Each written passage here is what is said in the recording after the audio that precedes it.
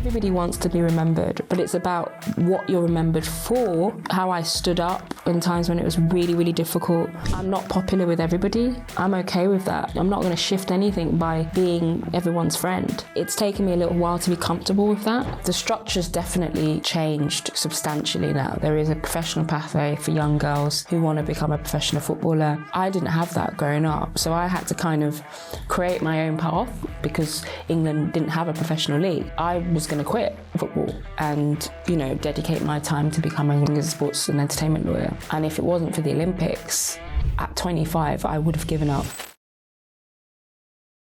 Eni, thank you so much for joining us today. I've been really looking forward to this. Welcome to the Business of Sport. Thank you for having me. Thank you. I'm excited for the conversation. So when I was looking at this, it was Eni the player, Eni the executive, Eni the personality across the media, Eni now the investor and the business person. But I'd love to start, I guess, with all of those things in mind, where you're at right now in your career and how you have actually started to form this new identity within the footballing landscape. Yeah, so I'm sort of 4 years post-career now, and it sounds like it's not a lot of time, but I feel like I've packed a lot in since I retired, and I'm kind of happy about that because I think there is an element of having to sort of reimagine who you are post-football career. I spent my whole life playing football my whole sort of career playing football, and that's very much your identity, the player. I was a striker and that was kind of it, right?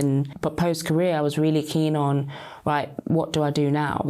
How do I reshape who I am and the pillars of what I'm passionate about. So that was always going to be, something that was more business related. I trained as a sports lawyer, so I, understood the industry and the business of football. And so as a lawyer working within that, I was able to have quite good exposure quite early on into the business of football. Were you training as a sports lawyer when you were playing, or was this before? Yeah, so it wasn't until really 2012 that women's football became professional. So I got my first professional football contract with Chelsea in 2011, which not that long ago. Prior to that, I was semi-professional, sort of training 3 times a week and, training 3 times a week, studying. A lot of other girls had to work. But whilst I was doing that, I was studying or training as a sports lawyer. So I worked at 2 firms that represented athletes, governing bodies, agents, you name it. I had that exposure because it allowed me to really understand how the industry works, the business of the industry, beyond actually just football as well. So you were a sports lawyer basically when you got your first professional contract. So when that professional contract came through, you probably didn't need any of the I didn't have support. a lawyer. No, I lawyered myself, which saved me a bit of money. And I utilised my skills to negotiate my first professional contract. But I think that was important come retirement, because most footballers have the decision of like, right, am I going to become a coach? Am I going to go down the coaching route? Am I, going to become a pundit now, which is very much a viable career? Am I going to do something a little bit different? I was already working in the media quite a lot, but it was sort of ad hoc. It wasn't what it is now, where you're sort of contracted as a pundit.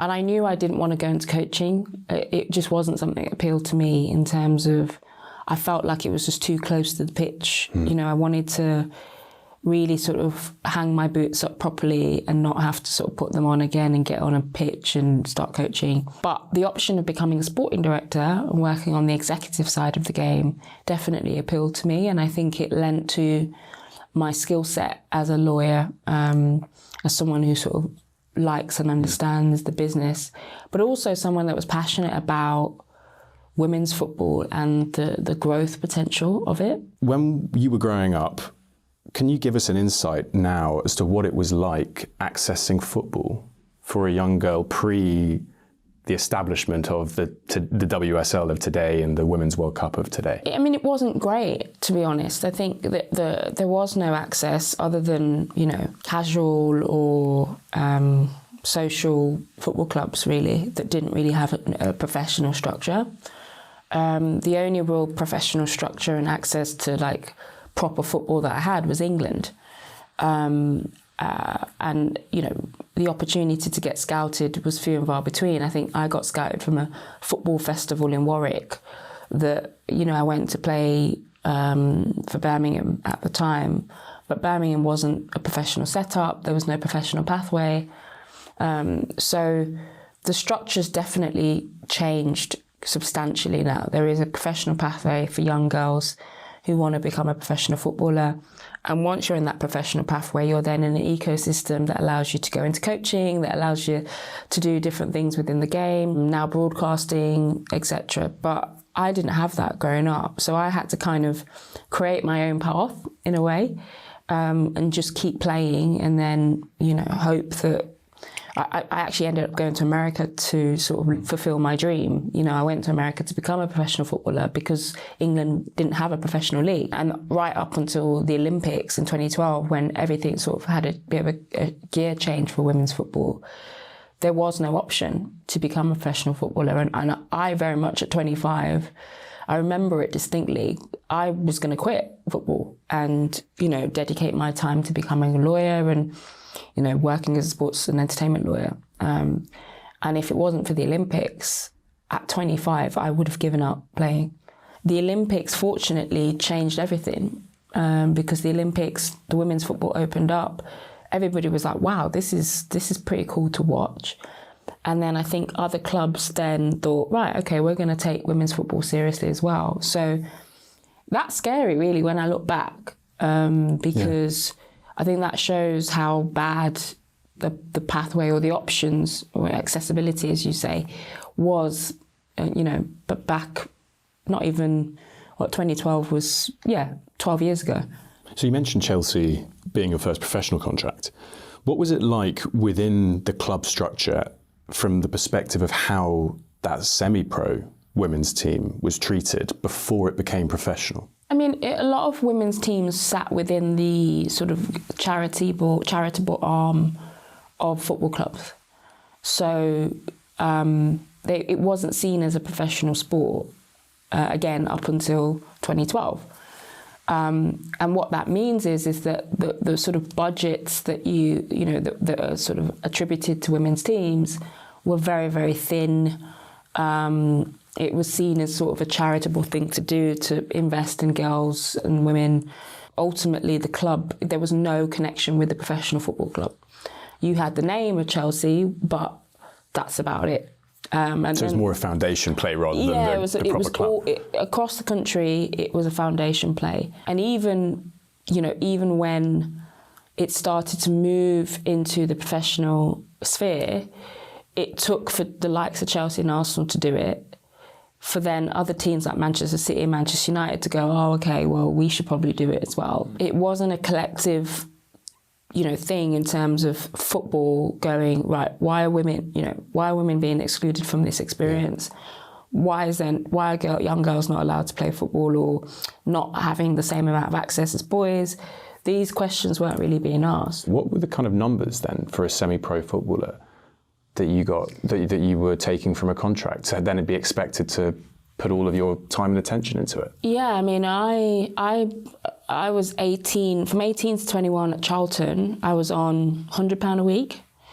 And that was with travel expenses, because I used to get the train down from Birmingham to London late at night to get down to training, 7 o'clock training down at Charlton, and then had to go back to Birmingham on the last train to make college the next day. And I was on £100 a week and buying myself trainers and stuff, still living at home. That was 18 to 21, which if you think about it, that's critical years really for, if we look at the men's game, critical years for, you know, the sort of professional establishment of a player. Yeah. It was less than £5,000 a year for you to do that. It wasn't, I mean, it's not a job at that point, it's a hobby that, you know, I felt at the time I was lucky enough to be paid £100, you know, buy a nice pair of trainers now and again, but nothing you can remotely rely on. And then, as I said, I went to America, and then it's only when I went to America that, you know, I think my first contract was like $50,000 a year, dollars a year, which at the time I thought I was a millionaire. And then you realised the cost of living out. Yeah. Well, I mean, that was obviously salary. They paid for my housing, and then I got a car. Unfortunately for me, the owner who had sort of headhunted me, he was a lawyer. He owned law firms, both in London and St. Louis. And he said to me, right, I've heard you're a lawyer, you know, why don't you come and play for my club? And then the 5 months where you're not playing, you can work for my firm. So actually it was a really good earner for me, because, you know, I was on 50,000 a year for playing. And then I think it was something like 30 grand for working for the firm. At 21, you know, that was $80,000, you know, all around for me to develop both sides of my career, you know, football and law. So, but I had to leave the country to do that. So, you know, it's been a progression. And was that when football went professional in the UK, and we start getting now the sophistication of the product that we now see? Yeah. Did that then start to provide the finances to enable you to fully commit to football? Because commitment is what is needed, right? You have to be able to give the time so that you don't have to have the supporting jobs on the side. Well, this is it. So, you know, as I said, obviously, women's teams fell under the sort of foundational, charitable CSR element of most clubs. You started to see women's teams being brought into the business. So Chelsea moved into the professional club. Arsenal, I think, always were.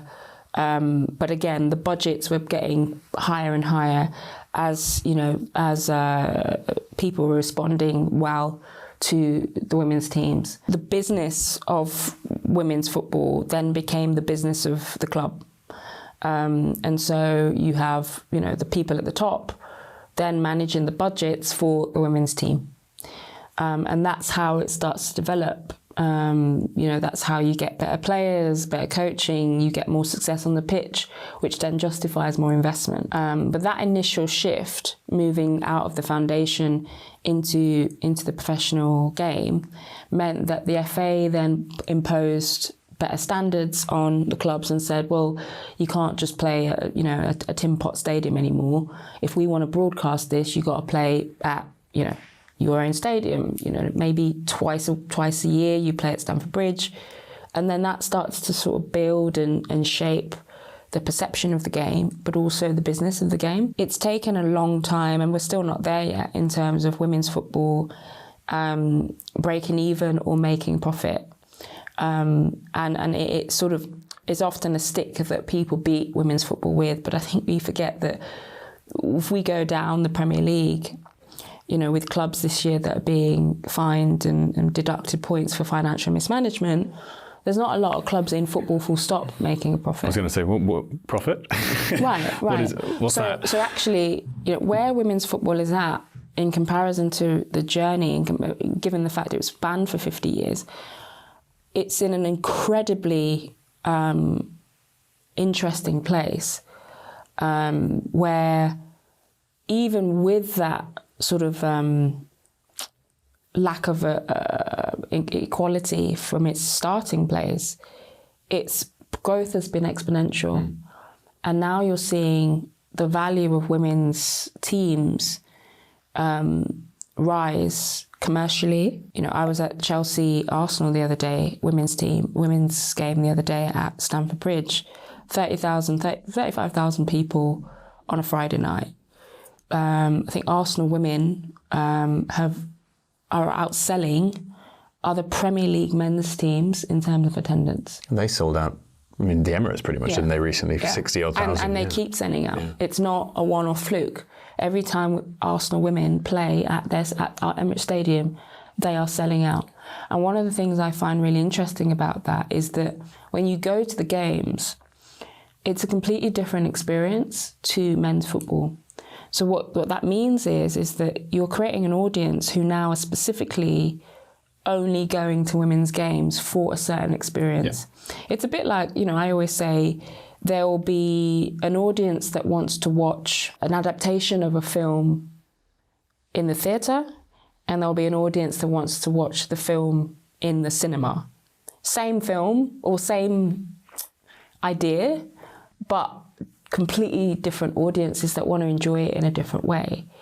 I see women's football like that now, where there are people who don't want to go to the men's game for whatever reason, don't feel like they can take their kids. There's a lot of women that don't feel spoken to in terms of the marketing of men's football. And so now you've got a whole audience of people who are quite happy to go and experience football in a different way. They also package it very differently to how it's packaged in the men's game. I remember I went 4 or 5 years ago, probably, to Chelsea-Tottenham at Stamford Bridge at the start of the season in one of the international breaks, and it was incredible because it was family-friendly to the extent where the experience was popcorn and candy floss and entertainment. Marvin Humes was on the DJ decks at half-time. Where was this? At Stamford Bridge. Chelsea? Yeah. It's smart. And it felt like, I don't want to say it, the American type environment, but actually, it was really engaging and fun. And you could have a beer in the stadium sitting next to someone who was a Tottenham fan, pretty much. And that feeling just of you felt relaxed.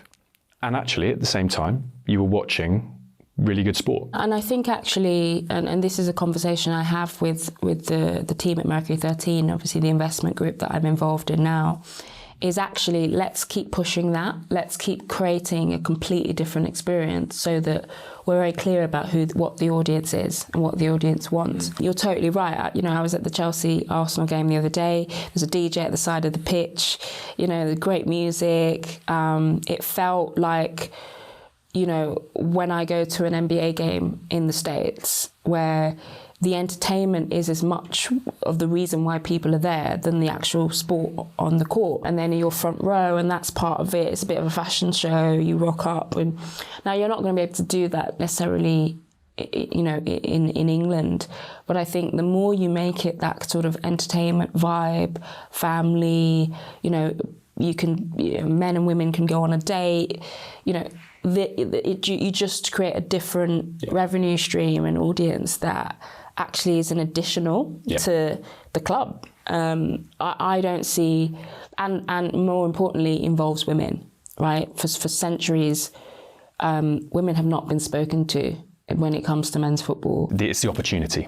Yeah. And I feel now the opportunity is being presented and normalised for young girls to be able to follow a career in football if they want to. Yeah, it's the normalisation, it's the access, and obviously it's the success, right? So the Lionesses winning massively helps. It massively helps girls go, oh wow, that's cool.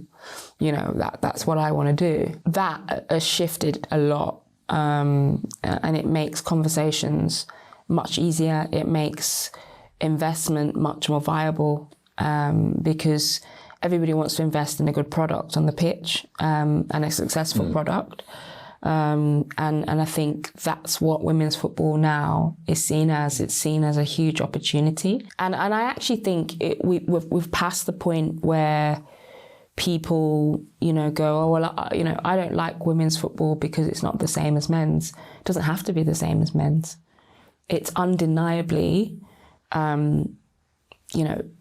an attractive proposition for many, many people who love football. They don't go to the football expecting it to be the same as men's. I'll go as far as to say it shouldn't be the same as men's. And we've been stuck in that argument and that debate for a very, very long time, and you still have, tropes of like, it's too slow and the goalkeepers are not good enough, and because that's coming from a lens of let's compare it to men's football. But lo and behold, surprise, surprise, men and women aren't the same.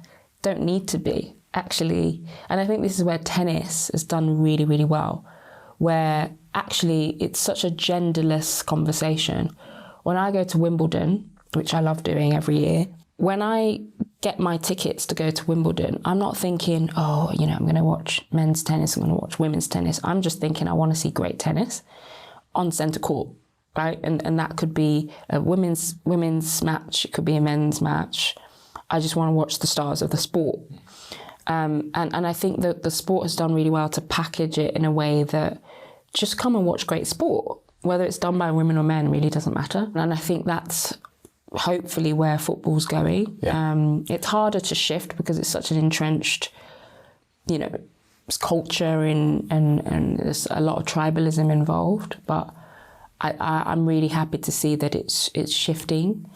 Do you think that women's teams can reach their full potential as a part of established men's clubs? Or do you think there's a world where we separate the female team from the men's and create that kind of independence for the women's team to go and thrive?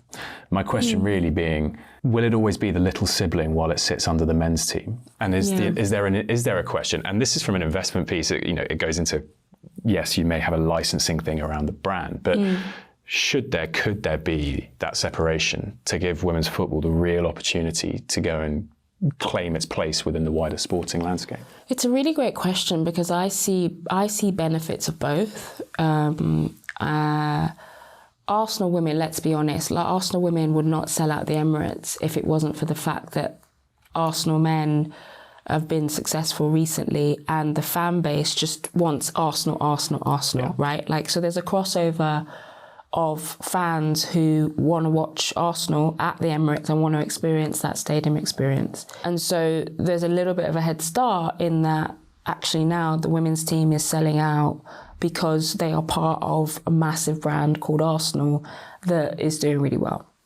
I don't know if Arsenal were completely independent from that, whether you would be getting 60,000 fans turning up to their stadium. It just wouldn't happen, right? So I think there's benefits from, you know, having that connection to a major brand. I think now, though, within that, you can create much more unique experiences so that the women's brand feels independent. Do you get what I'm saying? Yeah, completely, yeah. When you go to the Arsenal women's game, it's not the same as going to the Arsenal men's game, but it's all part of this brilliant Arsenal experience. Yep. I don't think there's anything wrong with that. On the flip side, there is, you know, the option of going to a club like Como Women, who we've just bought, Mercury 13 have just bought, where they are completely independent from Como Men, but there's an audience there to tap into where many people from around the world go to Lake Como as a holiday destination. Very nice one. Yeah, they're typically, you know, wealthy individuals, lots of luxury brands around that Milan, Como area that want to continuously market to those people. Mm-hmm. If you then have a women's football team that attaches itself in that way to luxury brands and commercial, you know, travel and all of these things, you have a new opportunity for fans when they come to Como to, oh, I want to go to watch Como Women. I'm not sure that can be done on the men's side. Yeah. Maybe they've tried to tap into that, but I think there's a whole new opportunity to do that on the women's team because it's independent.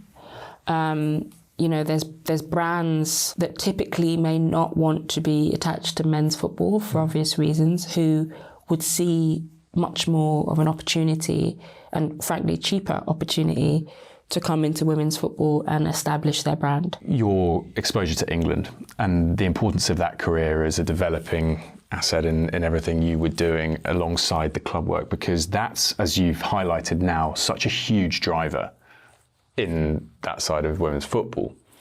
But it's also something that I think, you know, from an exposure perspective, despite everything great going on, we're always looking to better it. And so what, you know, from your England career and just being able to, you played 150 times? 102. Oh, 102. Yeah. 102, well, still 100. What was that like for you, playing within that kind of pivotal era, establishing that women's team to lay a lot of the foundations of what it has become today? I mean, representing England is a privilege, and to do it 102 times was not something that was on the radar when I first started playing for England. As I said, I was, a semi-pro, it wasn't something that I ever thought would happen, but I just gradually kept getting picked and, kept playing well and scoring goals. And before you know it, you've reached 100 caps over an 11-year career.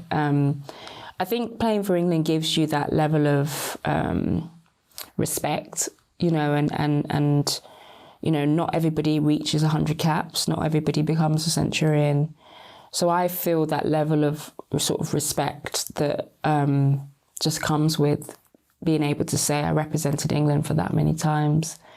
And I was obviously part of the development of the Lionesses becoming the successful team they are now. I was quite active as well in, the development of contracts and all of those things. I worked very closely with the PFA to make sure that actually, you shouldn't be making a loss when you're playing for England, because at the time, England would call you up, you'd have to take leave from work or take unpaid leave. And so a lot of women were in that sort of, rock and a hard place where it's like, well, I love playing for England, but I've got to pay my mortgage, and the FA weren't paying anything. Yeah. Right. I think it was like a minimal fee, maybe £500 a game or something like that. So it was important to work with the PFA to say, well, this is actually creating quite a conundrum for players. Can we now be put on contracts on central contracts, so that actually it's just an income stream that we don't have to feel the pressure of having to work as well? That took a few years, but I was quite big on that, because for someone like me who was training to be a lawyer, it didn't really make financial sense to actually play for England. And having to go all the time to my boss and say, do you mind if I go off and play for England in China next week? And they're like, oh, that's really cool, but we're not going to pay you for it. Yeah. Whereas, and then I go off in England and I'm losing out on a salary. So that was really important as a development as well, from the sort of legal contractual side. And that, again, allows women to feel more like professional footballers in the development of women's football. And I hope it's okay, is the end of your England career and how that all came about, is that something that's a real kind of shame for you to look back on, despite the 102 caps and everything you achieved, because of how the system worked at that time? Yeah, I mean, it was, I was 30 at the time of my FA case, and I was still playing, for Chelsea. 2 years later, I left to go to Juventus, did very well at Juventus. So for me as a footballer, someone playing at the highest level, to not be able to play for England because, of the culture of sort of, discrimination towards certain players was deeply unfair, felt deeply unfair. I don't think it was ever a performance-based decision. It couldn't have been, because I was, top scorer in the year that everything kicked off. I was top scorer for Chelsea, and I think was nominated twice for PFA Player of the Year. So that hurt a lot. But as you said, whilst I was in it, I was passionate about, well, okay, this is happening to me. How do we change this for the future? This can't happen again. So if you speak out at the time, if you spoke out against the manager, I didn't even really speak out. I sort of highlighted in a confidential report that things were not good, and I was miserable for 2 years under this manager, Mark Sampson, and so were many other players. And I thought it was a safe space to say all of that. And it was treated very badly, in the sense that I then was not selected 10 days after I made this complaint, private, confidentially. Sort of victim blaming mentality. Yeah, so the symptom of the culture was that if you say anything against us, you're out. And so, that it almost proved my point, because it was like, well, I'm telling you what's going on to help me and to help other players, and I lose my career for it. That's exactly what I'm saying, right? So in a way, I was able to sort of signal to the fact that, well, this is exactly what I'm saying. Like, you cannot call out racism without having to lose your career for it. That doesn't make any sense. But that's what happened at the time, and there's nothing I could do about that. How's it changed over the last few years even? Do you feel now that the structures have learned from the situation? Yeah, and I had a decision to make after I lost, my England career, to say, okay, am I going to be bitter about it and angry for the rest of my life, or am I going to work with the FA and certain individuals in the FA who sort of had an empathy for what I went through? I'm going to work with them to make sure this doesn't happen again. And I chose the latter because that feels much more empowering to me, to change and shift something that's not right. So I worked with the FA, worked with UK Sport on whistleblowing procedures, complaints procedures. No one should ever have to complain to the very person that's the subject of that complaint. It doesn't make any sense. And it's changed, completely changed, shifted. To inspire that change, there needs to be a recognition from one side that they were at fault. Did you manage to help them see the areas? The FA publicly apologised, right? So, government got involved. That's how bad it was. Government got involved.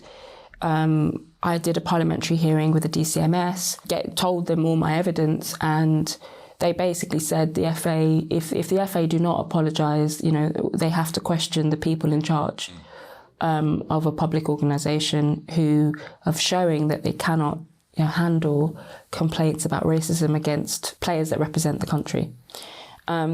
So ultimately, that was the process. The FA had to acknowledge that the culture was wrong, and as a result of that, change was then, or had to be implemented. The whole world was watching, plus the government.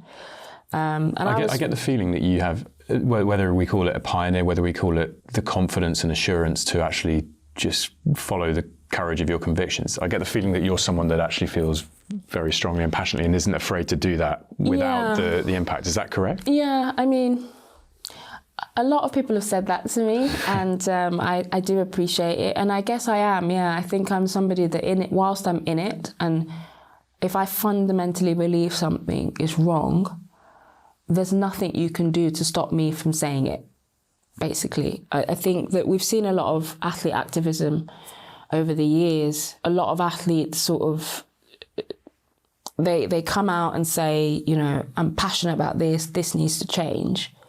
But actually, when it comes to actually sacrificing something, they struggle.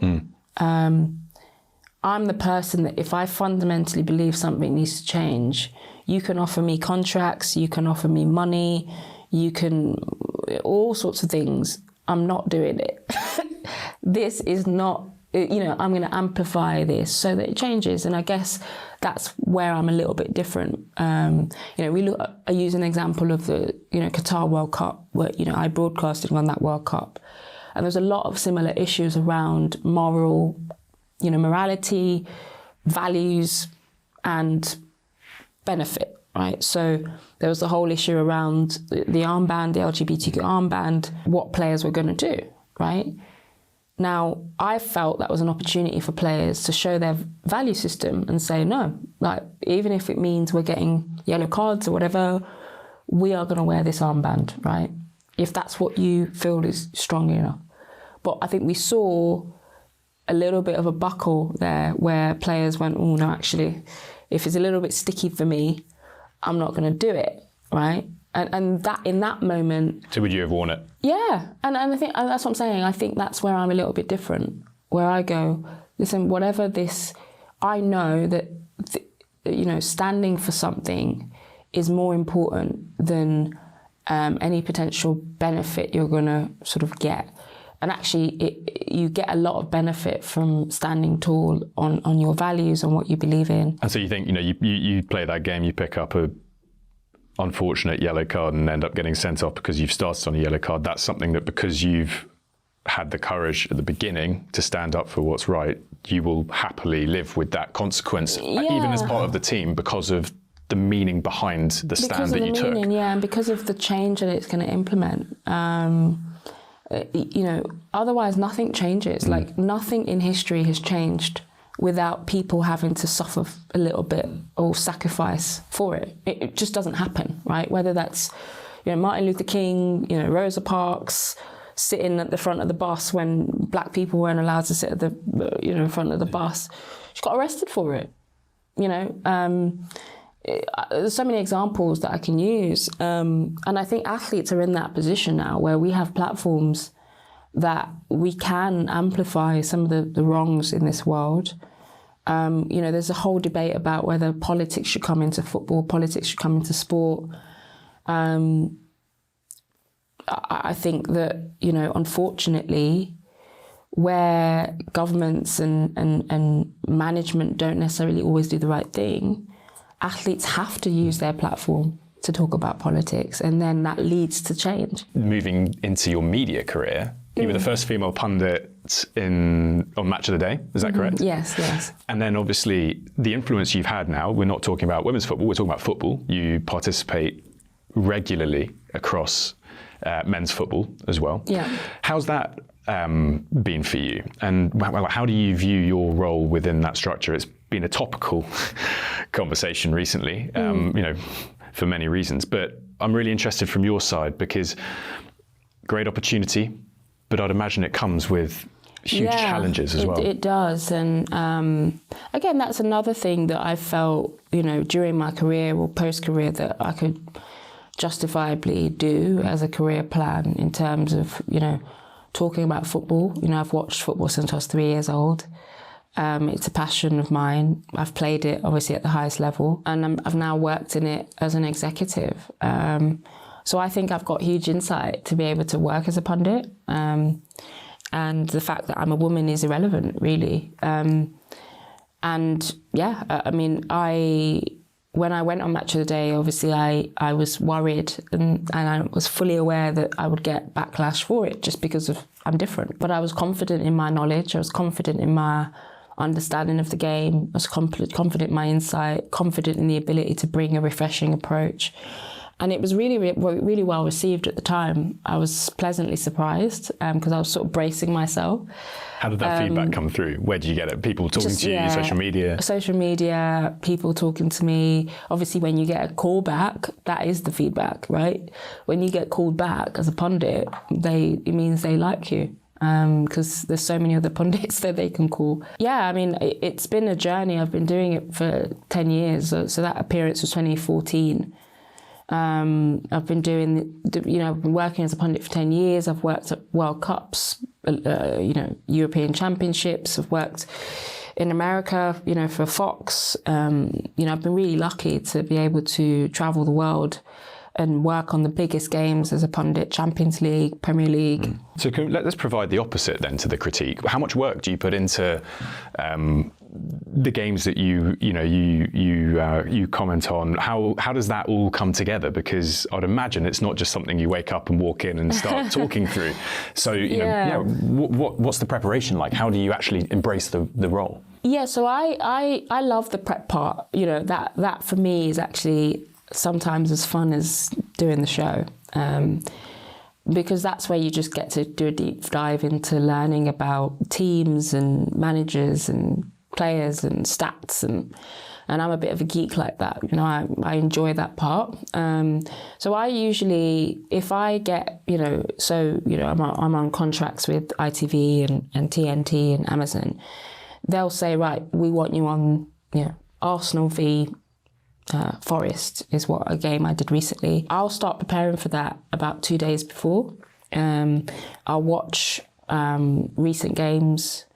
I'll read on sort of key narratives around the players, key narratives around the manager. I'll sort of form my own opinion on those narratives and what my perspective is, because obviously that's what I'm paid for, right? My own opinion. Yeah. Often you get a stat pack from the production, and I'll pick out sort of the key stats that I think feed into those narratives. So, for example, a big stat going into the Arsenal game that I had in my head was Arsenal are the best in set pieces, number one in set pieces in the league. Forest are the worst. So a key narrative coming into that game was, right, set pieces, Arsenal are going to want to dominate set pieces against the worst set piece team in the league. And that's something that someone sat at home wouldn't know. It's not something you can just Google, right? And that, I think I've got responsibility as a pundit to say that and say, right, okay, have a look at set pieces today because this is the worst team versus the best team. Something, little nuggets like that. Basically, you don't need to be overcomplicated with a lot of this. Exactly.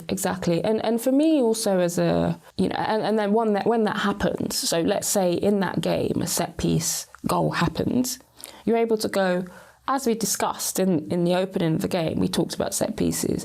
And so you build a sort of narrative as the game goes on that, the prep that we've done to sort of set this game up has worked, or, it's come true. And that has nothing to do with whether you've played men's football or women's football.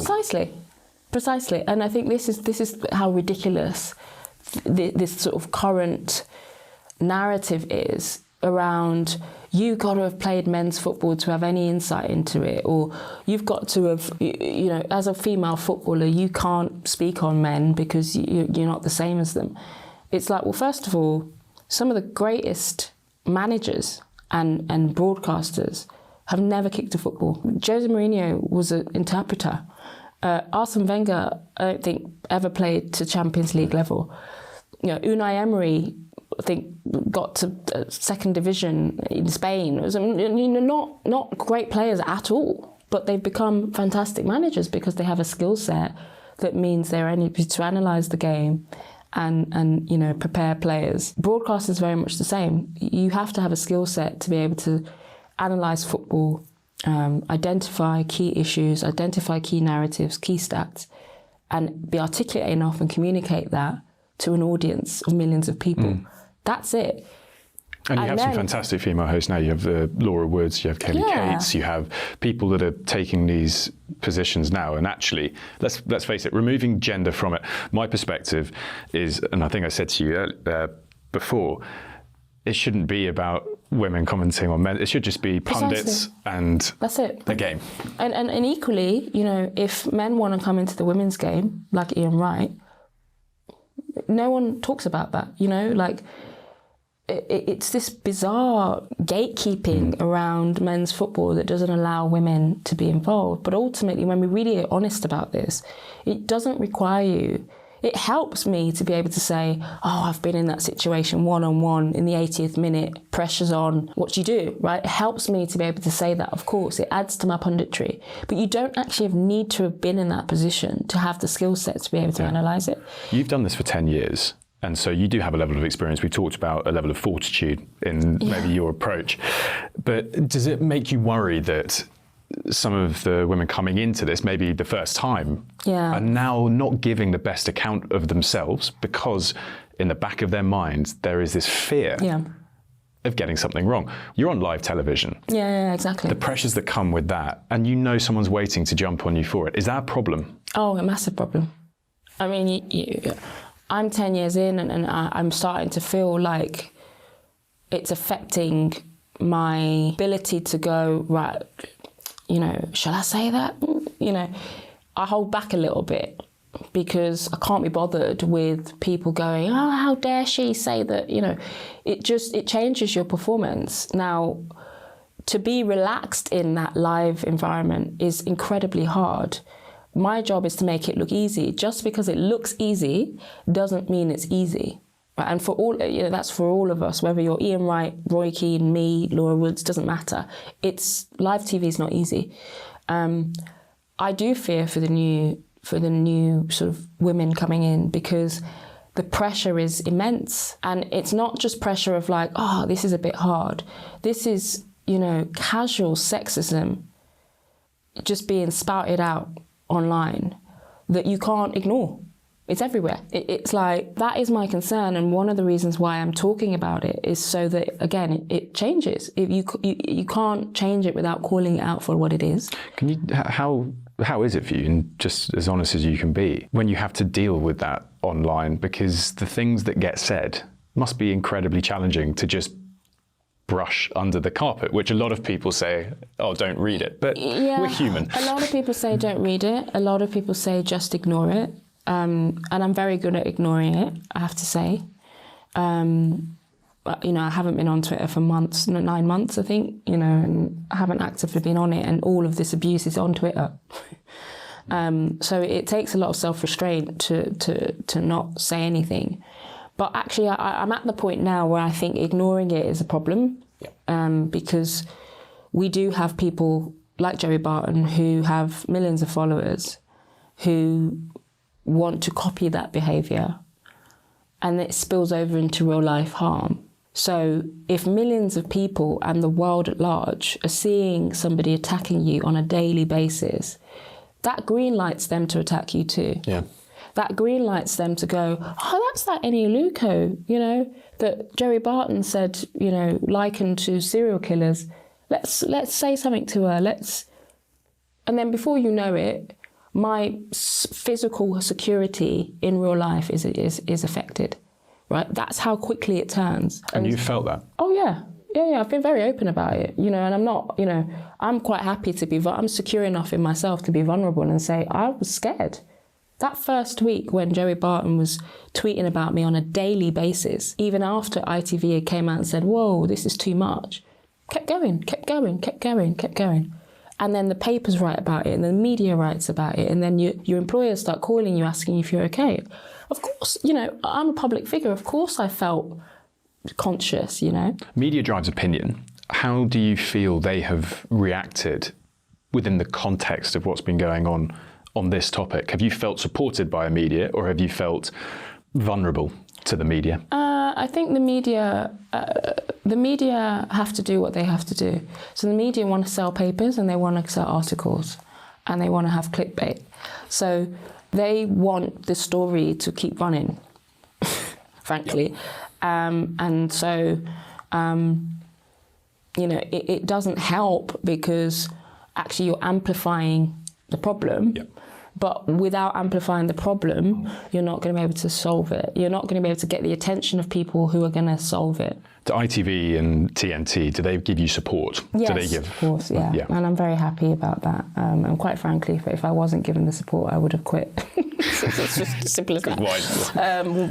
It's really helpful to have leaders in these broadcasting industries who are progressive and understand that women have every right to talk about football like men do, and ignore and feel safe while doing it. And ignore a lot of this sort of archaic, sexist, racist discourse.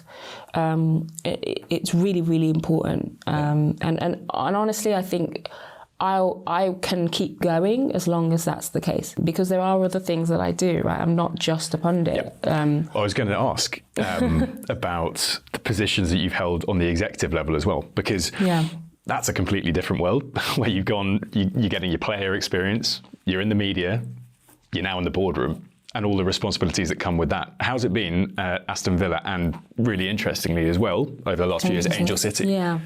No, it's been brilliant in terms of understanding what the business side of the game, right? So when I got my first role at Aston Villa, the team were, about to get promoted. It was COVID, so my first day on the job was March 2020, at the height of COVID. Nice settling in. Everything I learned on my sporting director UEFA course went out the window, because there was no COVID module. I just had to learn on the job, and there was game cancellations. There was, points per game. How do you decide points per game? And this was at Aston Villa. This was at Villa. There was loads of stuff that no one had ever dealt with before that I had to then deal with. And then there was obviously the obvious stuff that comes with the job, contractual negotiations with players, and dealing with agents and managing the budget of the team, and having to deal with the owners and the commercial team, and all of these different sort of legs of the spider, if you like, that you have to deal with as a sporting director. But that's the job. That's why I wanted to do it, because it really expands your knowledge base. You sit in the middle of a football club and you get to understand finance, you get to understand the legal contracts, you get to understand governance and all these different aspects of the business of football. Christian Purslow, chief executive of Aston Villa at the time, how was the relationship between you and the main operators of the club? Yeah, so Christian was really great. I'll be forever grateful, really, for him starting my career. He reached out to me when I was at Juventus and said, listen, we're looking to uplift the women's team. The women's team are about to get promoted, and I want someone who's from the area, from Birmingham, who understands, how to, uplift women's football. And so, he very much, hired me, and I said, yeah, I'd love to. And, he, at the time, the men's team were sort of struggling, fighting relegation. So there was a lot of priorities on the men's side that he had to deal with. So I had sort of 3 or 4 calls with him where I was able to present the strategy of the women's team, get him on side, and then get on with it, basically, because, he was running an entire club that was fighting relegation, which, for a men's football club is pretty tricky, because that's the sort of, you're on a cliff that financially you can drop off. Well, it's also going to impact the money that you're accessing. This is part of the model that we were talking about, where women's football sits within the wider professional football club, the men's team. You are always going to be 4th, 5th priority in terms of, the attention and the financial priority that is given. Even worse, if you're part of a club that gets relegated, often in the past, the women's team gets discarded. It's the first thing to get discarded. So it's a danger, really. It comes with its benefits, as I mentioned, the Arsenal example, but it's also a danger, because you've got that sort of, you're not a priority. Budgets-wise, let's say Premier League, you can have the biggest clubs with maybe 400 to 500 million budgets a year, down to maybe 150, 200 million. What are the budgets like when you were in that system to work with, to put into the women's team to help build the credentials of that side of the club? Yeah, it's moved on quickly since I was, when I finished playing for Juventus, the top players were on 6 figures. So, 100 grand a year, up to 150 grand a year. Top, sort of 2 or 3 players in a team. Most players were on probably minimum 40 up to 100 a year, not a week, a year. So overall budgets on average for a WSL team back in 2020 was like maybe 1 million, 1.5 million. You add the Chelseas who, over the years, Emma Hayes has been able to really sort of build out the budget. So I think, I'm guessing, I have no access to the budgets for Chelsea, but I'm guessing the budget for Chelsea probably is about 5 million, now maybe 10, I don't know. But I know Chelsea were trying to compete with Lyon, whose budgets were always, 15 million, with the capacity of playing players, 6 figures, paying most of its players 6 figures.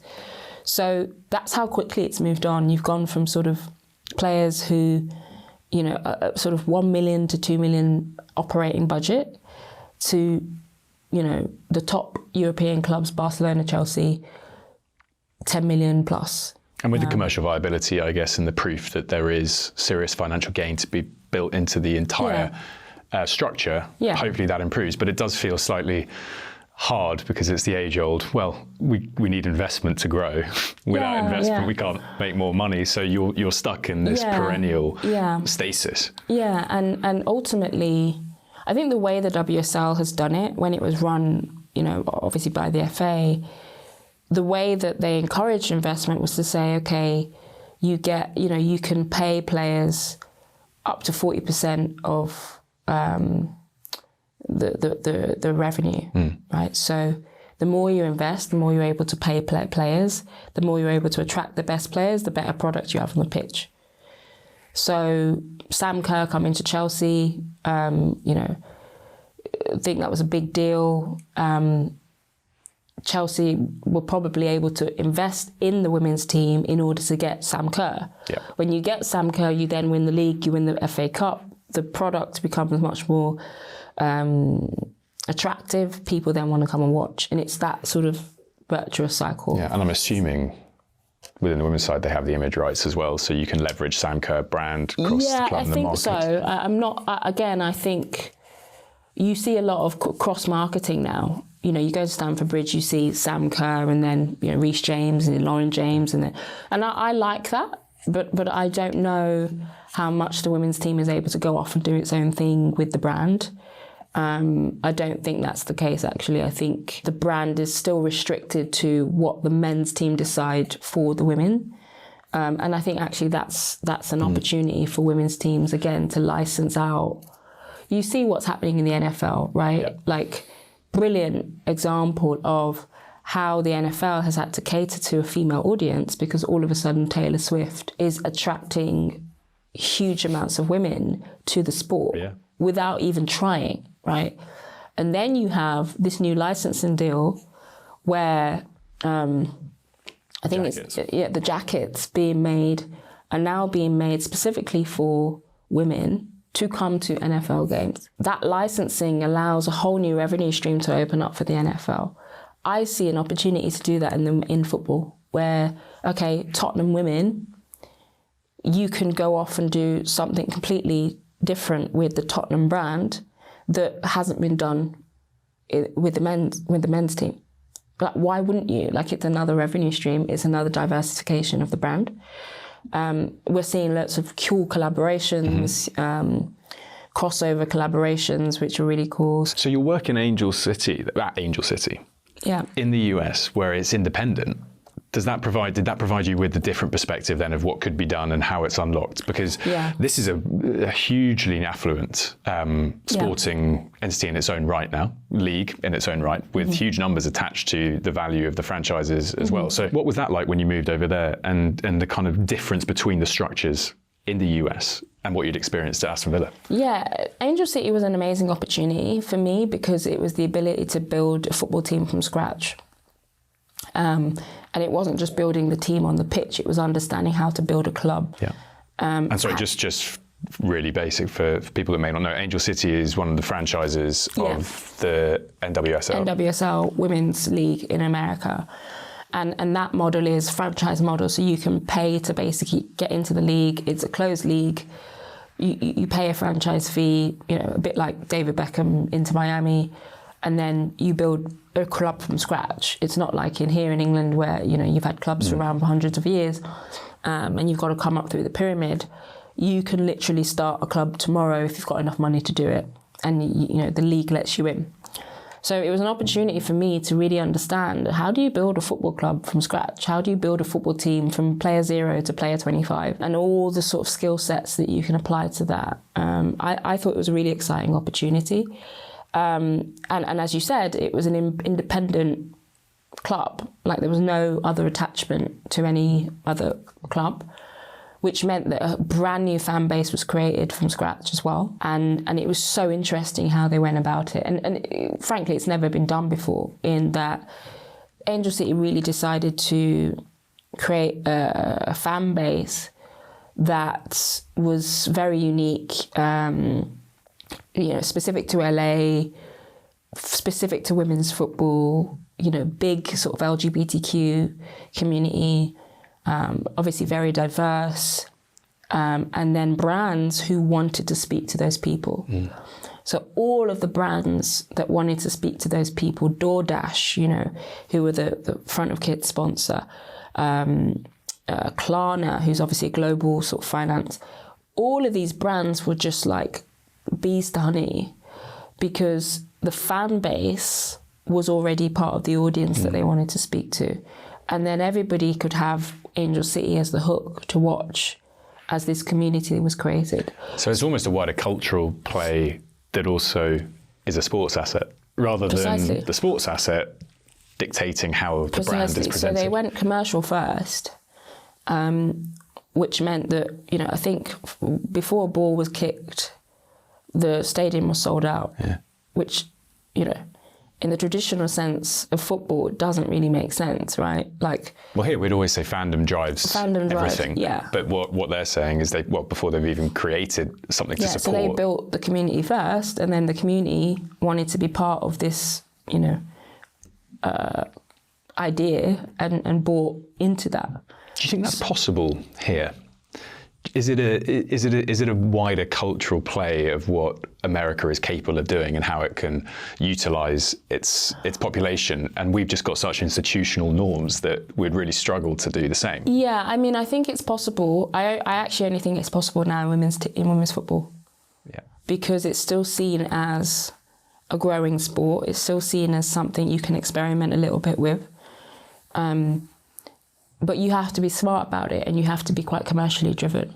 And that's why, you know, I got involved with Mercury 13, because the co-founder, Victoire, who's a friend of mine, who I met 2-3 years ago at Angel City, actually, very commercially driven, has built, you know, is a venture capitalist, has built businesses, you know, in football on the basis of fandom, but also on the basis of like community and commercial, you know, commercial growth. Tell us a little bit about Mercury 13, because we've mentioned it a few times. What is the organisation? What is Mercury 13? So Mercury 13 is a venture capital fund that is focused on raising 100 million to invest in multiple women's teams around the world. So it's a multi-ownership group, or proposed to be a multi-ownership group, with several investors who believe in the commercial opportunity for women's football. So the group is intended to own several teams, with the opportunity to raise the value of women's football and the teams. It's inspired by, the name Mercury 13 is inspired by the 13 women who were denied the chance to go to the moon in the 60s. And if those women were able to go to the moon, we'd have a very different world. So it was this sort of play on, you know, how can we, again, shift the sort of narrative of women's football? How can we speak to a new audience? Can we create a new world in women's football by investing in it? And so it's really exciting. You know, we bought majority stakes in Como FC, Como Women, and again, that's an opportunity that is an untapped opportunity. It's an existing women's team that have come up through the Serie A leagues. Have come from Serie C to Serie A, punching above their weight a little bit in terms of the infrastructure needs work, but are competing in a you know, world-renowned destination that we feel there's a lot of commercial potential to be had. So we're looking at multi-club model basically from an investment perspective. Yes. And that's feasible without conflict? Yeah, I mean, well, the rules don't allow you to own more than one club in any league. Debates about whether we should change that rule in women's football to encourage more investment. Because, you know, if you can buy 3 teams in England, maybe 3 teams in different leagues, why not? But actually, restrictions to only buy one makes it very different, makes investment quite restrictive. But yeah, it's the same rules as in the men's game, that you can't own the same team in the same competition. They've changed the rules slightly because of the likes of Red Bull and City Group, but ultimately you can't own, you know, you can't own more than one. So you've got to be quite sort of focused and targeted on what club you're going to own, and do the due diligence and look at, you know, the potential, look at the sort of, you know, the value. I think Mercury 13 recognised that women's teams are still undervalued, certainly in Europe. In America now, I mean, I don't know if you read it recently, but San Diego Wave who won the NWSL last year, who were actually a big competitor of Angel City, they bought the franchise 2 million and have just sold it for 118 million. It's incredible. So, I mean, the maths on that in terms of return on investment is ludicrous. It's just unheard of. Now, Liverpool might, when Liverpool sell, I think Liverpool bought in 2009 for 300 million. They're going to sell it for billions, right? So there's obviously, I don't know, do the maths, 5x, but multiple investment. Multiples. Big ones. Chelsea, I think, were bought at 10x. It's just, a lot of money for the value of the club. So women's football, you're seeing, certainly in America, huge value increase in terms of the franchises. And that's short-term return as well. And that's short-term return. That's in 2 years. I mean, it's ridiculous. It's over 50x. And people go, it's overvalued. But the value is what someone's willing to pay for it, right? So at the end of the day, somebody who invested in the start of San Diego Wave has now made a huge return on their investment within 2 years. Well, particularly if it's now a lifestyle and culture business rather than just a sports team. Right. Because then it's what we were talking about outside, and interesting about ownership groups and sporting executives being more transparent. Yeah. Because identifying Angel City, let's say, as that type of business means that the fan base understands. They can relate to it. They understand what the vision is. When you don't communicate properly, that's when you get the narratives written for you, and you don't actually get to put across your ambitions. Yeah, I mean, I think that American sport does this amazingly. They just communicate better, and the fans know what's going on. I, as a sporting director at Angel City, the amount of calls I had to sit on with fans, just bombarding me with questions, and it was never always, it was sometimes uncomfortable because you're being asked, well, why didn't you sign that player? And I had to say, well, we didn't have the budget. Mm-hmm. And that's the transparency and the fan goes, okay, now I know that. I understand your thinking. I sit there and go to a fan, well, I'd love to sign X player, but unfortunately, the budget, the salary cap doesn't allow me to do that. And they go, oh, okay, I get that. And whereas I think there's this sort of like cloak and dagger communication approach in the UK, which it just doesn't really make sense. And actually when owners and sporting directors come out and say something, you see the response, the positive response that fans have to it, because it's like, oh, it's a bit of information, please give us. Yeah. So I definitely encourage it. And will you be adopting it then within Mercury 13 clubs? Yeah, why not? I mean, I think that communication strategy is so key, like across politics, across brand, of football clubs. Like, I think, we're both Chelsea fans, right? For me, I think one of the improvements could be the sporting directors come out a little bit more and say what they're trying to do, right? So that fans can understand, because we're kind of guessing, okay, they're trying to go young and they're trying to buy players, and it's like, well, tell us and communicate it to us so that we can completely agree, understand. Because when you see, a Jurgen Klopp comes out and says, I'm leaving because of this, and speaks down the barrel of camera, you feel like as a fan, he's talking to you. That is huge. The emotional intelligence, the ability to speak direct to fans is a big part of, relationship building. Mm-hmm. Well, it goes back to Villa when Christian Purslow addressed Jack Grealish leaving. And he explained it straight away, didn't he? Now, people may not have liked it, but you can't contest it. And I was at the club when he did that, and I saw how appreciative fans were. Because it was a difficult decision. You're selling the best player for 100 million. The year before, I believe it was a buyout clause put in the contract. So when a buyout clause is put in the contract, it means that there's already an agreement between player and club that I'm going to go for this price. I'm going to benefit the club, and I'm going to get my big move to Man City. Now, how many clubs do that? And that's just a thing that we know, it's a buyout clause. But actually, Christian Purslow said, this is why we did it. it's been triggered. I've spoke to Jack. You know, Jack, it's time for Jack to move on. And you feel like you're in the boardroom making the decision with him. And it's fun for fans. And I think a lot of that, and it's actually something I'm trying to bring into my punditry more, is giving that perspective to fans as a pundit.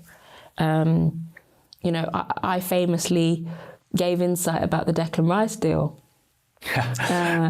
And, you know, again, I think because I'm a woman, I got a certain reaction from it.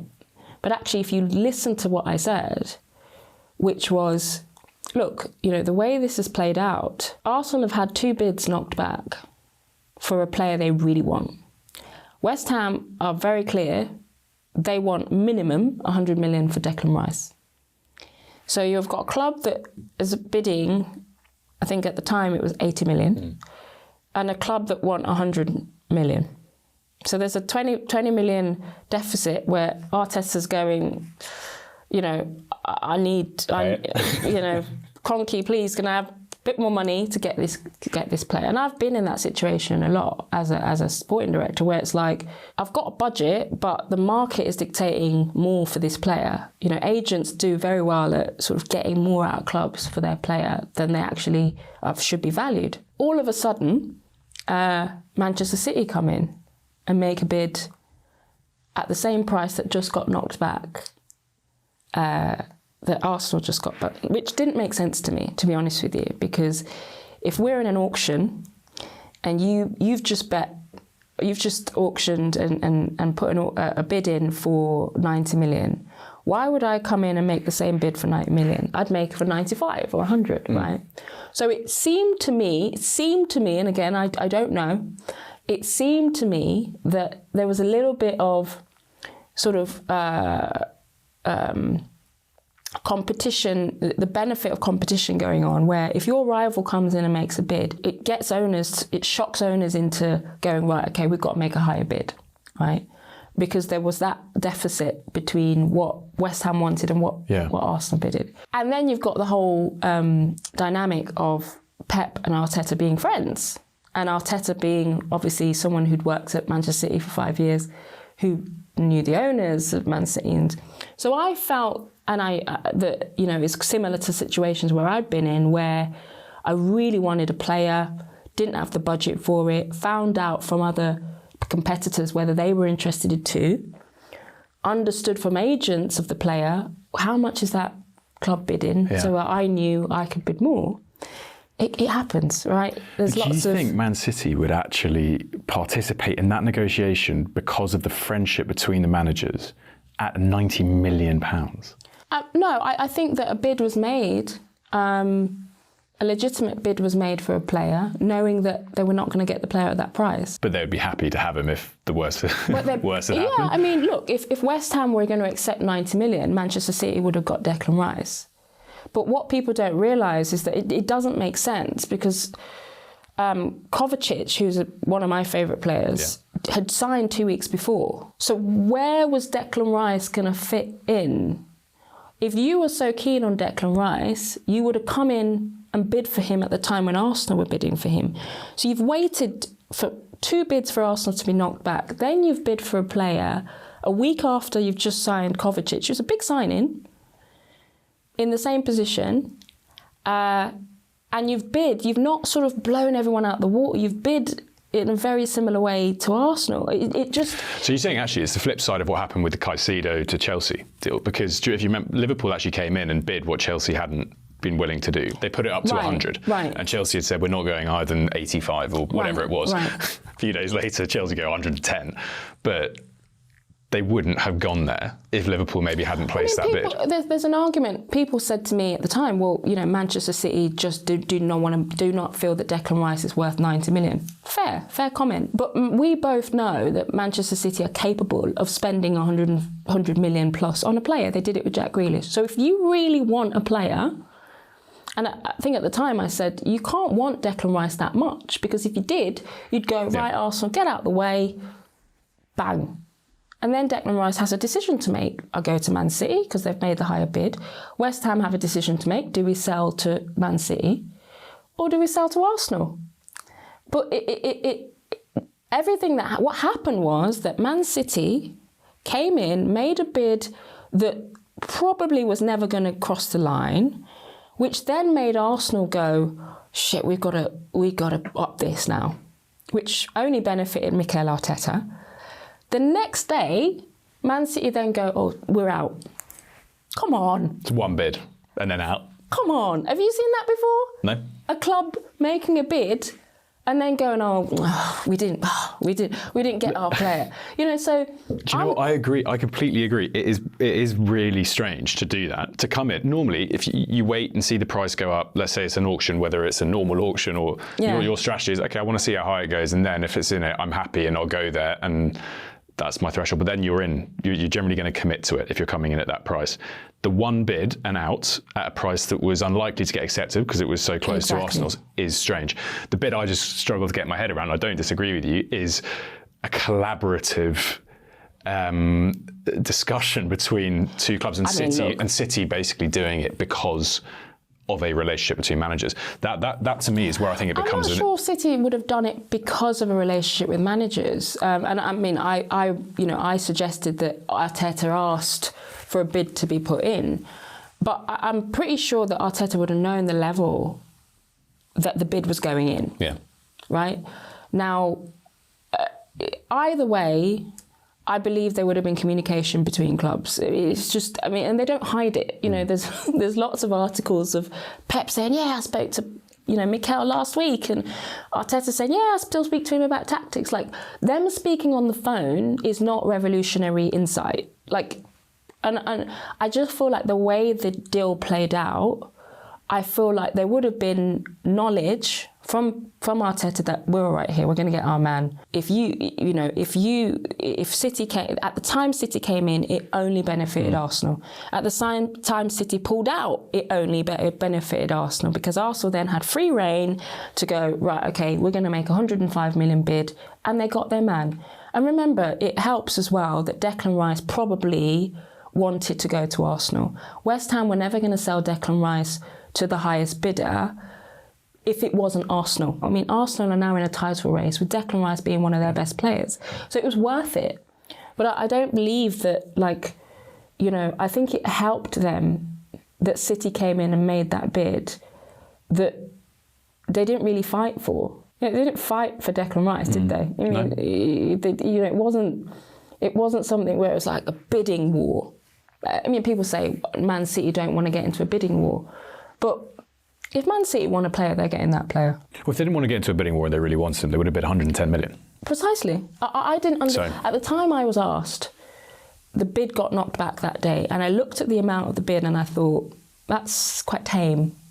Yeah. If you've just seen your competitor get knocked back twice, you're going all out. Well, I would. I mean, whether it's £10 or 100 million, it's just common sense. If you bid £10 and I really want something, I'm bidding 15, and then you come back and you bid 16, and I go, right, I've got to bid 20. I mean, unless the structures of deals, and this is another interesting piece, because we can have a total like 90 million, but you can have a City bid that's 60% of it up front, and Arsenal's, like they did with Nicolas Pepe, is spread over 5 years. That's where it becomes interesting when it's on the numbers. Again, Liverpool and Chelsea fought over however many players this summer, and quite often it came down, I think Liverpool bid less.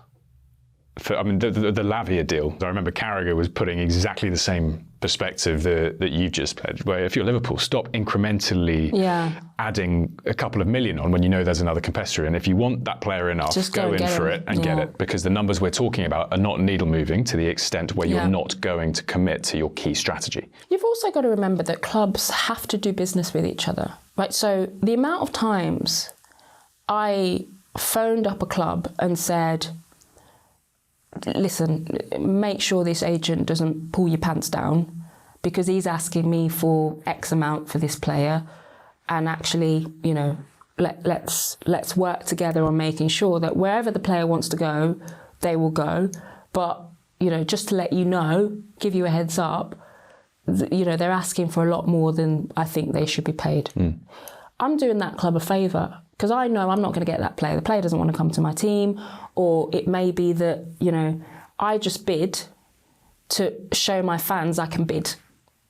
The amount of times I put it out there with journalists that, oh, we're going in for this player, knowing that actually we're not going to get them, but actually it looks good to the fans to be associated with bidding for that player. There's so many reasons why you bid for a player, right? So basically you can show that you have the ambition, you've just not necessarily had the size of budget to be able to execute it. And the minute I call up my competitor and say, listen, I know you're going to get this player, but, you know, don't let the agent, you know, take the piss. They go, thank you very much for that. And then when I'm in a position of advantage, when they necessarily want to play, but they know they're not going to get them, they're going to favour me. So there's favours, there's business. Arsenal, you know, before they bought Declan Rice, had Zinchenko and Jesus from City. You know, the clubs do business together. Now, Zinchenko and Jesus could have been sold anywhere. Now, we also have clubs like Tottenham who notoriously do not sell to their rivals, right? So... Luka Modric. Like Danny Levy does not sell, and rightly so. You know, Harry Kane, it was never going to go to Manchester United. He was always going to go abroad. So I think people have to understand that there is a lot of friendship and relationship, and I'll scratch your back, you scratch mine, even though you're competitors on the pitch. Like, that's just the business of football, the business of sport. That's how it works. And I feel like as someone who's been in that position at a sort of lower level, obviously lower numbers, the tactics and the relationships are really quite interesting. And I want to be able to sort of give fans a bit of an insight into that. And, you know, hopefully this podcast will allow that to happen, because I think it's super interesting. And it's something I didn't know as a footballer and a football fan before I got into it. That, wow, there's so much sort of like teams getting around the table and going, look at how the Premier League, all competitors got around the table and said, we're not having this Super League thing. We're not doing it. We're all on the same page, you know, and we're not, you know, that's kind of how it works. Sometimes you've got to work together, even though you're rivals. Well, it's collective value, right, in the ecosystem. Ultimately, there are some things where if one wins, we all win. And that's where I think the business of sport, that is the point of this. It is the conversations that aren't necessarily always given because the transparency isn't there. And yet it dictates so much of people's lives. Yeah. We love sport. It is a hobby for a huge number of people. Sport is broad. It's not just football. But how often do you actually get an insight and an understanding into what makes it what it is? Very, very rarely. And when you have things that influence your passions and key interests in life and what, you know, makes your weekends, for example, and you don't know a lot about it, you know, now in a world of where, you know, we just want information, we want as much of it as quickly as we can, it's a problem. Maybe it's because money is becoming quite demonised, certainly in football. You know, you think of the astronomical numbers players are paid and you know, the billions that clubs are being bought for now, and the sort of average fan can't really relate to it in the way that, you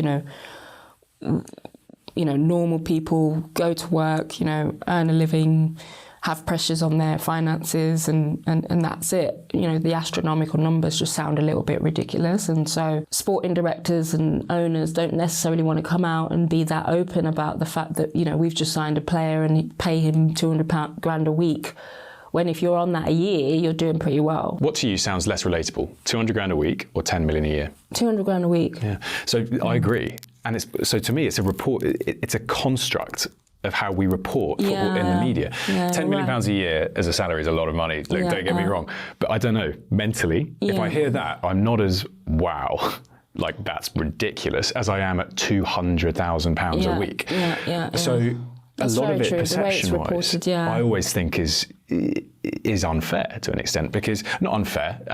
It's just packaging it in a slightly and it's interesting because football seems to be the only sport that does package it in that way, and I think it dates back to historical times when you know, footballers were paid on a weekly basis, and that sort of you know, I think before the war it was kind of, that's the way it was sort of paid and seen as you know, a weekly thing for footballers, and that's just kind of become tradition. But actually, you know, if you think about any other profession, we talk about yearly salaries. and you don't walk into your negotiation with your boss and go, I want that a week. It's I think, maybe it's a little bit outdated, actually, the way the journalists talk about it. I hope that's what it is, because maybe a more cynical side just makes me think that it's part of a way to maybe create just a little bit of that friction between football and normality. Oh, really? Well, and look, who knows? But there's so much around reporting when it comes down to numbers that is so critical of these footballers. And every time it's how much they make. Right? If you're making could be Kevin De Bruyne takes his children to school. Kevin De Bruyne, £425,000 a week footballer, takes his children to school. There's so often a reference to the finances, and so to me, it's just confusing as to why you reference that in situations where it's unnecessary, other than to, I don't know, stoke a bit of a feeling. I think you're right, actually, because I think I think there's this sense of ownership of players and this sense that they're not human beings because they are paid that amount of money, and this sense that we can abuse them as much as we like because they are on a certain amount of money that means that I can't relate to them. The amount of times I see people go, you know, he should be open to that level of abuse because he's on 325 grand a week. What does him being on 325 grand a week mean? Why does that excuse, you know? So it doesn't. I don't think it helps players. But then on the flip side, when players show that they're human, I think it changes that perception of, you know, in living in this fantasy world where we can't touch them. And again, I think that's an area where women's football can really change that sort of perception, where players just feel a little bit more relatable, are closer to the fans, in a way that men's football is not. Is becoming, the gap is becoming bigger and bigger. I think the way that it's reported creates that. The top people in every industry in the world get paid a lot of money. And when we're talking about the numbers that we are now, you know, the hundreds of thousands of pounds a week, you are talking about the top assets, top echelon of massive global brands. So it comes back to your point of prices derived from what someone's willing to pay for it. And it's not Kevin De Bruyne's fault that he makes that money. He's a negotiator, and he's going to be after the best contract that provides him and his family with a future. Yeah, I mean, it's an interesting point because, you know, a lot of these, in the normal sort of discourse of business, you wouldn't pay somebody that unless you've A, got the money, and B, it justifies the value. But actually in football, what we're seeing, and why football now I think is trying to really regulate this through financial fair play, is that clubs actually pay players more than they should and more than the market value dictates. And so I see a sort of drop off really, unless you're Messi and a sort of freak anomaly. I think players, the salaries are going to start getting capped, maybe not on a regulatory point of view, but just from a market point of view, where actually our revenue can't afford to pay this player 300 grand a week, when really, when we crunch the numbers, he should be paid 200 grand a week. And after working in America, with the American system of hard salary caps, so it's not the soft salary cap example that I used earlier, where you can, you know, the more you invest, the more you're able to pay players. It's the hard salary cap, which means every single team is at the same point, whether you're in LA, in New York, or in sort of middle America, with different fan bases, you have the same budget, and then you have exceptions to the rule, which is you can bring in, you know, designated players for more than that budget, but that's a limited amount of players. I found that approach, A, made the league more interesting because of parity. So I can't just hoard the best players, like Man City have the best players in the world in every position. I can't do that in America because I can't afford it. So you got to be really strategic about, right, okay, I'll spend this amount of money on that, you know, designated player, but that means I've got to be quite conservative on this position. And so as a sporting director or general manager, it's really savvy business acumen that you've got to use within a budget that makes you competitive. I don't advocate necessarily for that to come into Europe, but I do think that the financial fair play and now points deductions coming in and teeth coming into the regulation means that clubs have to start employing people who financially are very savvy about how money is being spent and are very, very careful about, value to the amount of revenue that's being spent, the amount of operating budget that's being spent on players. What do you think of the PSR, profit and sustainability rule situation with Everton and Forest at the moment? Well, I mean, I view it in a very normal way. All businesses have an accounting responsibility, right? Whether it's a small limited company that needs to put their accounts in a company's house, or bigger organisations that have public organisations that have to release their accounts. Businesses have a financial responsibility to be somewhat transparent, and if you're not transparent and you break the rules, you get punished for it. Yeah. I just think that Premier League have decided, because of all sorts of different pressures, political pressures, the regulator coming in, that we need to show some teeth here, so we show that we can regulate ourselves. Yeah. The independent regulator almost has posed an existential threat to the Premier League. Premier League clubs probably won't want an independent regulator, and actually probably are trying to show we can regulate ourselves, and here we are, right, gets put in some points deductions, right? They've always had that available to them, and all of a sudden in 2024, all we hear about is points deductions and fines. And like that. Being given out. Why? Because the Premier League need to show, particularly with this sort of, elephant in the room of Man City, the best team in the world, there's a question mark and an asterisk with 115 charges. We need to show that we have a framework to punish teams if they fall out of line. But it's no different to any other business that doesn't, that breaks a certain accounting rule. Yep. And, I think Forest, were slightly unlucky in the sense that I think their punishment came in because they didn't get their accounts in on time. They sold Brendan Johnson, and then there was all sorts of issues around when they sold him, etc. That was an interesting one, because the argument, or the mitigating argument, if you believe what you've read, is that the bid they had at the start of the summer, which is when they could have sold him and could have complied with the regulations, was actually far less than they were able to extract from him towards the latter stage of the window, because as you get towards the end, you can start driving up price.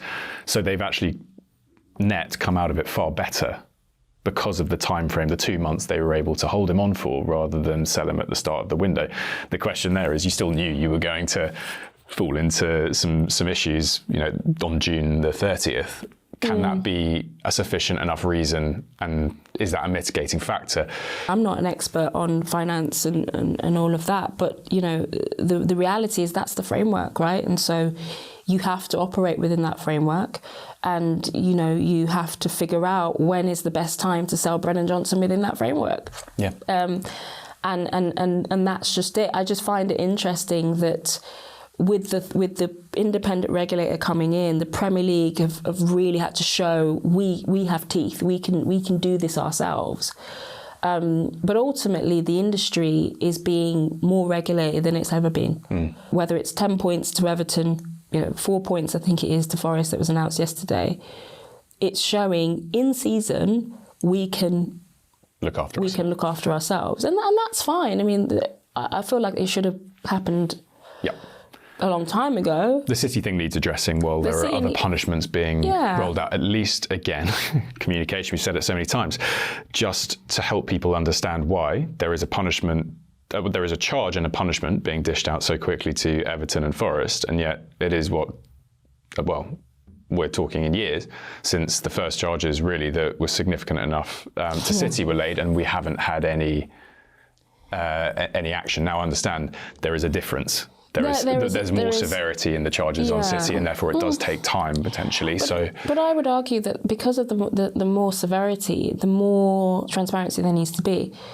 Listen, I'm a lawyer. They've probably got the best lawyers in the world dealing, making sure that the can keeps getting kicked down the road, and we delay it, and that's the job of lawyers. But I think to your point about communication, I don't understand why there isn't more coming from City to say we are innocent this is, we cannot wait to clear our name on this date in front of UEFA, in front of the world, in front of Premier League.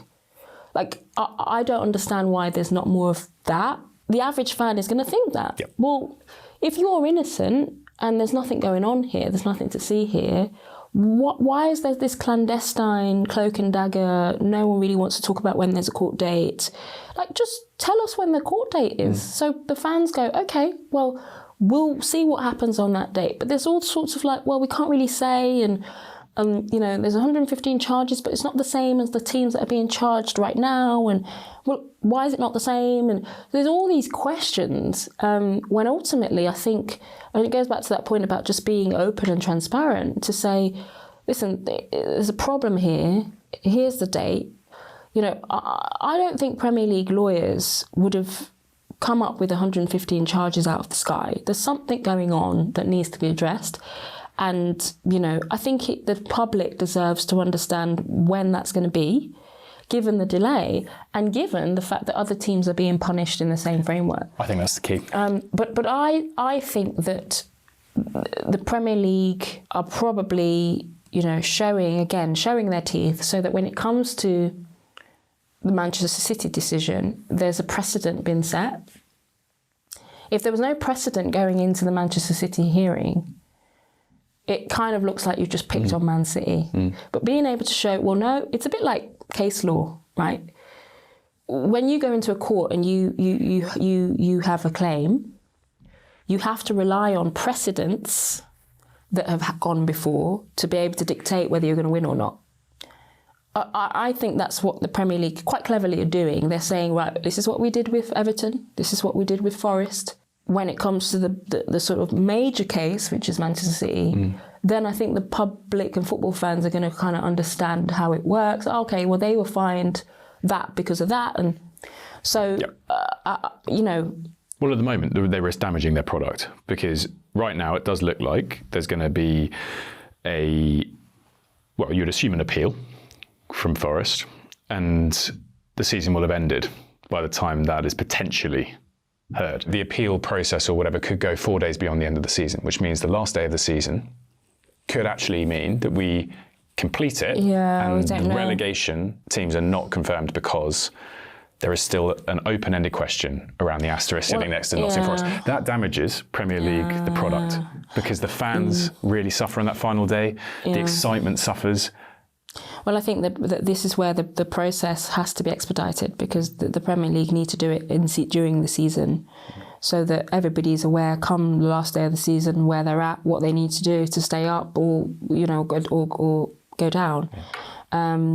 But again, it's all building a framework of consequence if you do not run your business, your football club in the right way. And I think that's healthy. I think it's healthy. I think all businesses in the real world need to do that. Completely agree. And I think it's going to lead to more intelligent management, more intelligent ways that clubs are... I did the Wolves game at the weekend and I sort of bigged them up, Wolves, because they got rid of their manager last year, Lopetegui, largely because he wanted more investment in the squad. And Wolves said, listen, we've just made a huge loss. We're not going to do that. Manager parted ways, brought in Gary O'Neill, who's a young manager. He's done a lot with very little. He hasn't, Wolves sold Jimenez and Núñez. But two of their big players, obviously, to make some money, have reinvested that in the squad. Academy players have come through. They've brought in a coach who's been able to get the best out of players without much investment. They're now 9th in the league and got to the semi-final of the FA Cup. Quarter-final of the FA Cup. So that's an example. And Wolves are a club that no one really wants to talk about. It's not sexy, but it's an example in the midst of all these other bad examples of how a club can be run sustainably. So now they might sell, they're probably going to sell somebody like Sarabia, whoever, one of the players that's done well. They sell them, they can reinvest that money into the squad and you go again. And that's okay. Like, that's good business, that's good management. the idea that like clubs have just got to keep leveraging and spending all this money they don't have, and I don't know, and relying on this sort of like angel investment to just keep pummeling money in the club. Spoken like a true Chelsea fan. Like it just, well, that's the point, right? Like it doesn't please me to see billions being spent on Chelsea with no real sort of advancement on the pitch. But I think that's the point, that you can spend billions in a wrong way and it doesn't change anything. Yep. You can spend $1 billion in the right way, whether it's, investment in players, investment in facilities, investment in the stadium. I think Liverpool have done it the right way, for example, and still win, right? So it's about strategy. That's the thing that I really geeked out on as a sporting director. I really enjoyed the strategy part, the management part. Okay, how are we going to get the best out of this with very little? How am I going to negotiate, with an agent to get that player for a little bit less than what they probably should be paid? But actually, they're going to raise the value of the club or whatever, Those things I think that's what clubs should be thinking about. I agree. I could talk all day, but we should probably say, can we do a quick fire round just at the end? There's a few things. Of course. Who were the role models that you looked up to within sport? So I grew up as a Man United fan. I know. Kept that quiet until the end. I was a Man United fan up until the age of 14. And Eric Cantona was my hero. Massive hero of mine. I just took to him as a kid, the confidence, the swagger that he had as a forward, as a creative player, the pop, the collar. Something was magnetic about him. And I very much sort of took that on as a player. I used to pop my collar.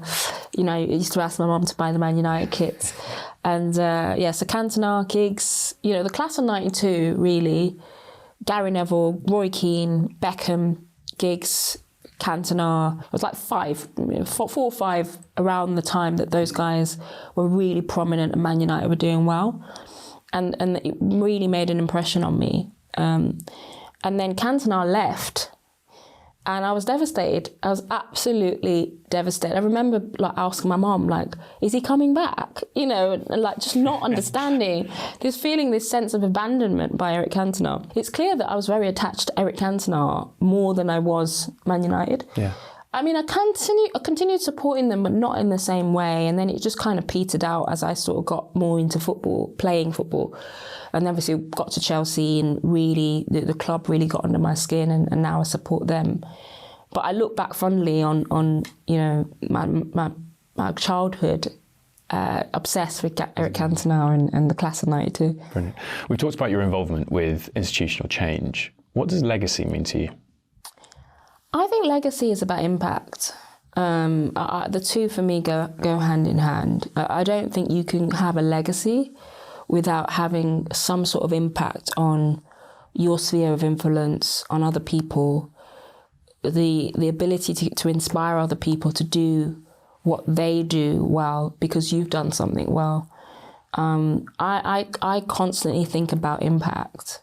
In my sphere of influence in broadcasting, in investment now, in education, in women's issues, what impact am I creating? And it really dictates what I do now. I used to be someone that said yes to everything because, I love doing all of this, but actually, when you think about impact first, you go, that's not really going to have the impact I want. I'm going to do this instead. So you end up saying no to more things and you become quite strategic. That for me is legacy. Everybody wants to be remembered, right? Who doesn't? But it's about what you're remembered for and being remembered for impact and how you had a positive impact on other people, how I stood up in times when it was really, really difficult. I'm not popular with everybody. Some people think I'm controversial because of what I've done. That's okay. I'm okay with that. I'm not going to shift anything by being everyone's friend, right? I'm not going to shift everything by saying what's safe and what people like to hear. it's taken me a little while to be comfortable with that. But when I look over history, the people that create the most impact have said really uncomfortable things. And we remember it hundreds of years down the line because it was uncomfortable at the time. So that for me is legacy. Women's football's done incredible things, as we've discussed over the last decade or so. What to you, though, is still the biggest challenge it faces? I think the biggest challenge is the business case. Is still being able to encourage people to see it as a viable business product. Particularly in the UK, where we're really dealing with having to change perceptions, and it is changing rapidly. But I still think it's something that we need to be conscious of. And then I think the other side of it is this sort of how women in football are treated in the general ecosystem of football. We should not in 2024 have such casual racism and misogyny towards women. It shouldn't be something that we should be saying, oh, it's just Twitter, it's okay. No. It's in the same way, I, as a woman in a democracy in England, in a Western country in England, cannot walk down the street and have abuse hurled at me on a daily basis without calling the police and having something done about it. That can't just keep existing on a daily basis online without consequence. So I'm really keen on, making sure that changes in the same way, there are consequences for that behaviour. So that, women just feel more safe within the industry. Women should not have to think, should I go to that game because I might get sexist abuse hurled at me. Like, it's a sport for everyone, right? So that's also another area of concern that I think we need to keep working on. If you could go back to one moment in your career, what would it be? Relive one thing. Well, I'm lucky to have a few that pop up in my head immediately, but I think the main one would be winning the FA Cup at Wembley in 2012? No, what am I talking about? 2015, sorry, at Wembley. And it was the first Women's FA Cup final at Wembley. And we won. And it was literally the best day of my life. I cried. We were a very close-knit team, so I felt like I was at Wembley with all my best friends. We'd won. It changed it changed how the women's team were viewed in the wider Chelsea context. Huge investment was poured in after that. It was a real sea change for the women's for Chelsea women, that you now see now a sort of powerhouse women's sport team, if you like, women's football team across sport. And I just loved it. We went out, we had a party, I think I had house parties for days, and it was just amazing. And that's what it's about, winning trophies with your mates. If I never got paid a penny to play football after that point, I would have been all right, because I was just on a high for so long. I think that's a lovely place to end. Eni, I've really enjoyed it. Thank you so much. Thank you so much for coming in. Great questions. Thank you very much. We tried.